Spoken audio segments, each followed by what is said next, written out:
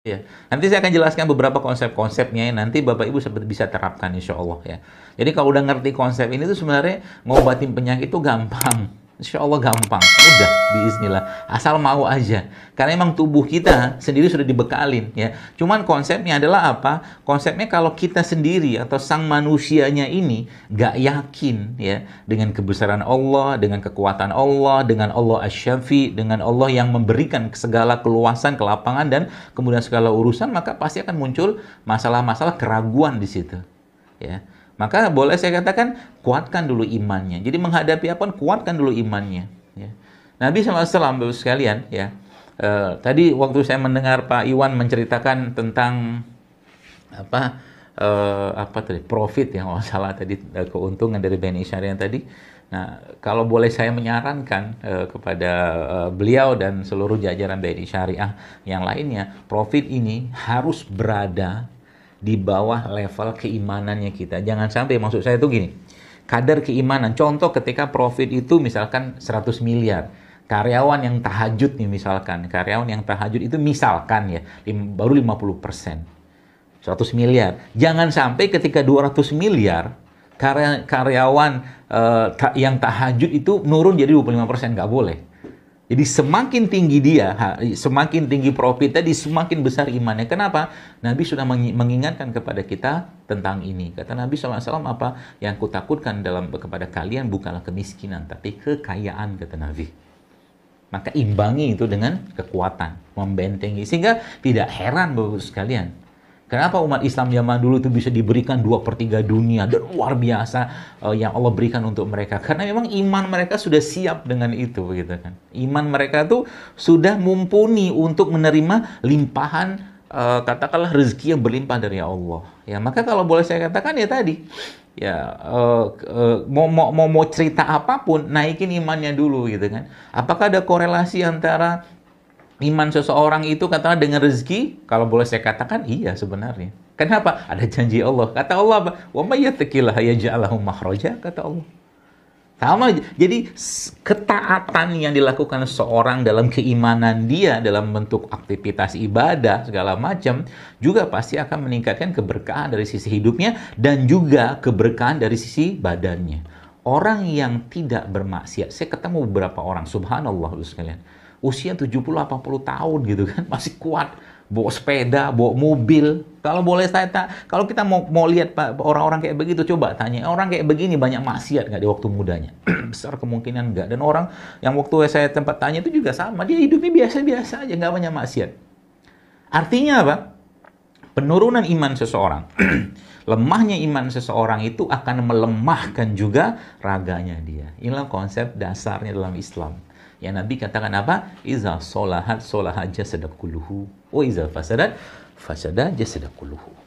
Ya, jadi kuatnya raga kalian itu asbab dari kuatnya kolbu, hati atau jiwa atau iman kalian. Sederhana sebenarnya. Jadi kalau boleh saya katakan, kalau bisnis Anda mau besar, usaha Anda mau besar, ya, maka yang perlu dikuatkan bukanlah berapa banyak karyawannya yang ngikut training ini, ngikut training itu, ngikut training ini, segala macam. Bukan, itu oke lah, silakan saja. Tapi berapa banyak dari karyawan kita yang mereka sholat duha, yang mereka zikir pagi, yang mereka bangun malam, yang mereka baca Quran, yang mereka hari-harinya lisan mereka tidak lepas dari zikrullah. Itu kata kuncinya. Dan lihat nanti sekarang, apa yang terjadi kalau udah kayak begitu. Kalau iman sudah kuat, maka dia tahu apa yang melemahkan iman. Ulama-ulama menyebutkan ada beberapa hal yang melemahkan iman. Ya, ada 5 hal secara umum. Ada banyak bergaul, ya, banyak bicara yang nggak bermanfaat, kemudian banyak tidur, dan banyak makan. Saya akan komentari 3 halnya aja. 2 hal aja. Banyak makan sama banyak ngomong yang nggak bermanfaat. Maksud juga banyak tidur. Itu melemahkan iman. Maka subhanallah, orang-orang yang menjaga imannya, lihat ibu tadi itu.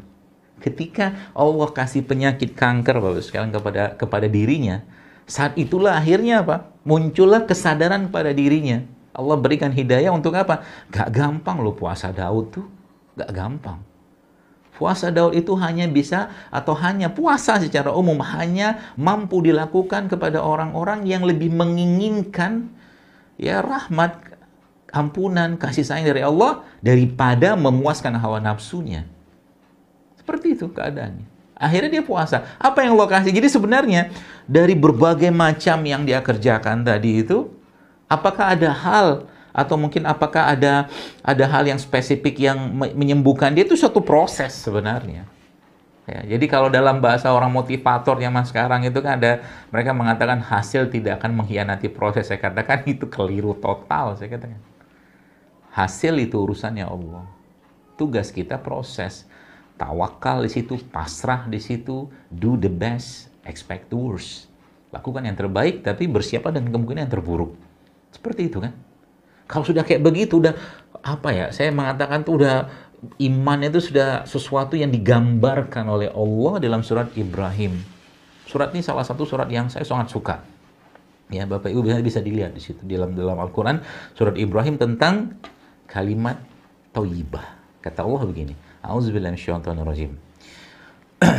Alam tara kaifa daraballahu mathalan kalimatan thayyibatan kasajaratin thayyibah asluha sabitu wa far'uha fis sama' tu'ti ukulaha kulla hinin biizni rabbiha وَيَضْرِبُ اللَّهُ الْأَمْثَالَ لِلنَّاسِ لَعَلَّهُمْ يَتَذَكَّرُونَ وَمَثَلُ كَلِمَةٍ خَبِيثَةٍ كَشَجَرَةٍ خَبِيثَةٍ اجْتُثَّتْ مِنْ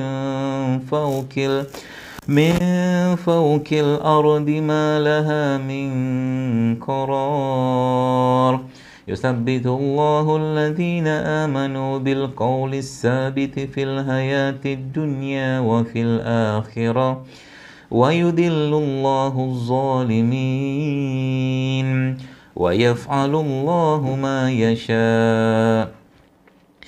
Allah bilang begini, tidakkah kau melihat perumpamaan kalimat yang baik? Kata Allah, kalimat yang baik itu apa? Kalimat seperti pohon yang baik, kata Allah. Maksudnya gimana? Pohon itu akarnya menancap ke dalam bumi, ke dalam tanah. Cabangnya menjulang ke langit.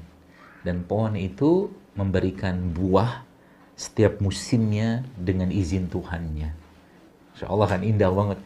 Jadi urusan dia di bumi itu ya terkokohkan dengan akidahnya, dengan tauhidnya. Urusan dia dengan langit tidak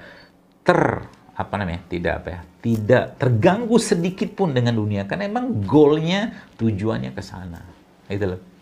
Jadi kayak sekarang ini, ya kalau mungkin bahasa singkat saya itu gampang aja. Ada orang zolimi kita, ada orang ngomongin kita, ada segala macam. Ingat, ada akhirat. Selesai kok ini semua. Ya, maka para orang-orang soleh zaman lalu sekalian, Hasan al-Basri rahimahullah, salah satu tabi'in yang subhanallah, beliau itu ya, kalau ada orang pernah mencaci beliau, ngomongin jelek-jelek sama beliau. Ini kan orang ngerti agama, orang paham agama. Orang itu setiap saat dia ngomong begitu, dikasih hadiah sama dia. Kasih dia, kenapa? Karena dia ngerti. Kenapa? Orang kayak begitu nanti akan jadi orang yang bangkrut. Ya, orang seperti itu yang ngomongin dia tadi akan jadi orang yang bangkrut. Ya. Subhanallah, ya, karena ngerti agama aja, katakan tauhid itu menjaga semuanya. Dan dia bisa naik turun. Ya. Maka jawabannya, atau mungkin kalau boleh dikatakan, berarti iman itu bagaimana menguatkan iman, bagaimana menguatkan hati, bagaimana menguatkan jiwa kita. Jawabannya adalah dengan Islam ini. Yang pertama, kata Nabi SAW, ad-dinu nasihat. Kata Nabi, agama Islam itu nasihat. Jadi kalau dibilang semua yang ada pada agama kita ini menasihati, dan itulah obatnya sebenarnya. Karena hati kita itu butuh nasihat. Lihat bahasa-bahasa Al-Quran. Bapak coba renungkan.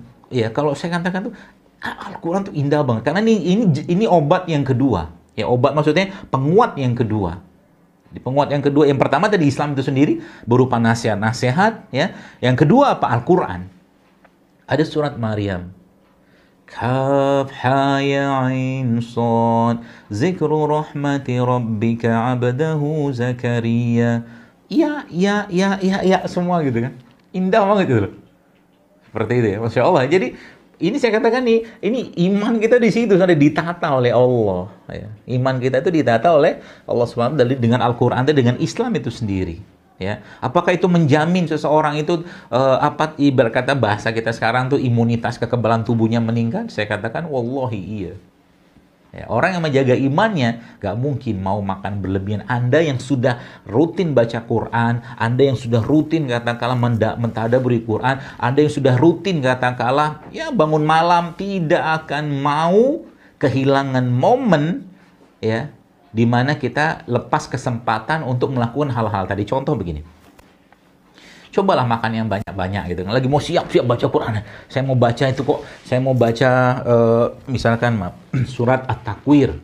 Misalkan saya mau getarkan jiwa saya. Iza syamsu kuwirat wa izan nujumun kadarat wa izal jibalu suyirat wa izal isyaru utilat wa izal wuhushu husyirat wa izal biharu fujirat wa izan nufusu zuwijat wa izal mau'udatu su'ilat bi ayyi dzambin qutilat. Coba Bapak Ibu nanti lihat artinya At-Takwir. Itu surat yang subhanallah ya sekalian ya. Itu kalau kita baca renungkan, itu bisa menangis ketakutan kita. Bahkan Utsman bin Affan saja ketika dibacakan Alhaakumut takatsur hatta zurtumul maqabir, nangis dia. Tidak bisa, saya katakan, tidak akan bisa perasaan-perasaan tadi itu kita dapatkan dalam kondisi, katakanlah, perut kekenyangan. Nggak bisa. Maka saya katakan, orang yang beriman itu akan lebih menjaga keimanan dia, bahkan dari raganya sendiri. Dia akan lebih menjaga keimanan dia pada raganya sendiri.